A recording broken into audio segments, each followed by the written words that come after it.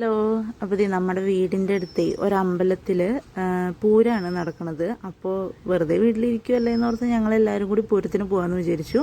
അപ്പോൾ മോൻ ആദ്യം പപ്പയുടെ അമ്മയുടെയും കൂടെ പോയിണ്ടായിരുന്നു. ചേട്ടായി വന്നു കഴിഞ്ഞപ്പോൾ വേഗം ഞങ്ങളും ഇറങ്ങി. വീടിൻ്റെ തൊട്ടടുത്തുനിന്ന് തന്നെ തുടങ്ങുകയാണ്. ഓരോ ദേശത്ത് നിന്ന് ഇങ്ങനെ പോവുകയാണല്ലോ.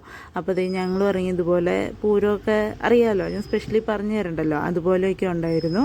അപ്പോൾ മോനതേ അവിടെ കോക്കാനുണ്ടെന്ന് പറഞ്ഞ് പേടിപ്പിച്ച് നിർത്തിയേക്കാണ്. ഇല്ലെങ്കിൽ അവൻ ഇതിൻ്റെയൊക്കെ ഇടയിൽ കൂടെ കിടന്ന് ഓടുന്നത് കൊണ്ട് അങ്ങനെ അവിടെ നിന്ന് കുറച്ച് നേരം അതൊക്കെ കണ്ട് ഇനി മെയിൻ സ്ഥലമല്ലേ അമ്പലത്തിലേക്ക് ഞങ്ങൾ പോവുകയാണ്.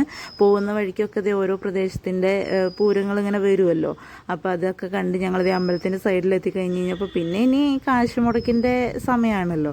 അപ്പോൾ ഇത് കണ്ടപ്പോൾ പാനിപ്പൂരിയും കാര്യങ്ങളൊക്കെ കണ്ടു. ഇതിൻ്റെ പേരെന്താണെന്ന് എനിക്കറിയില്ല.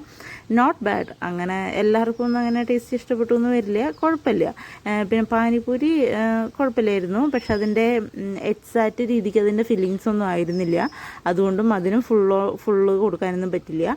പിന്നെ മോനൊരു ഐസൊക്കെ മേടിച്ചു. അത് കഴിഞ്ഞിട്ട് ഇതെന്താ ഫ്രൂട്ട് ബിയർ എന്ന് പറഞ്ഞിട്ട് അങ്ങനെ എന്തോ നമ്മുടെ ഒരു ഡ്രിങ്ക് അടിപൊളിയായിരുന്നു. നല്ല രസമുണ്ടായിരുന്നു. അതിനകത്ത് ഓരോ ഫ്ലേവർ ഉണ്ട്. പക്ഷേ ഫ്രൂട്ട് ബിയർ ആയിരുന്നു അടിപൊളി. അത് കഴിഞ്ഞപ്പോൾ ഈ മുട്ട ഇങ്ങനെ മറ്റേ നമ്മുടെ ചമ്മന്തിയൊക്കെ വെച്ചിട്ടുള്ള ഒരിതില്ലേ, ഇതൊക്കെ കാണുമ്പോൾ നിങ്ങൾ വിചാരിക്കും നിങ്ങളെന്താ കഴിക്കാൻ വേണ്ടിയിട്ടാണ് അവിടെ പോയെന്ന്. അല്ല, പക്ഷേ ഇതൊക്കെ കാണുമ്പോൾ നമ്മളിങ്ങനെ കഴിക്കില്ല, ഒരു വൈബ് അതാണല്ലോ.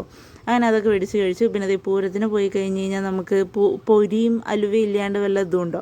അപ്പോൾ ഞങ്ങൾക്ക് എല്ലാവർക്കും ഇഷ്ടപ്പെട്ട 1-2 സാധനങ്ങളൊക്കെ മേടിച്ചു. പിന്നെ ഞങ്ങൾ പെണ്ണുങ്ങളല്ല അവിടെ ചെന്നപ്പോൾ ഇത്രയും സാധനങ്ങൾ അധികം ഒന്നും എടുത്തില്ല. കുറച്ച് സാധനങ്ങൾ അവിടെ കണ്ടത് ഞങ്ങൾക്ക് ആവശ്യമുള്ളതായിട്ടുള്ള കുറച്ച് സാധനങ്ങളൊക്കെ എടുത്തു. അപ്പം മോൻ അടുത്തത് കാറിന് വേണ്ടിയിട്ട് അംഗം വെട്ടി അവനൊരു കാറ് മേടിച്ചു കൊടുത്തു.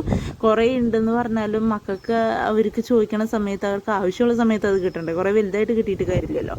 അങ്ങനെ അതൊക്കെ കഴിഞ്ഞ് ഞങ്ങളിത് അമ്പലമൊക്കെ ഒന്ന് കണ്ട് അവിടെയൊക്കെ ചുറ്റും വീടുകളിലൊക്കെ നിറച്ച് മാലബൾബും കാര്യങ്ങളൊക്കെ ഇട്ടിട്ടുണ്ടായിരുന്നു. ഓരോ പ്രദേശത്തിൻ്റെയൊക്കെ വന്നുകൊണ്ടിരിക്കണു. അങ്ങനെ അവൾ വീട്ടിലെത്തി.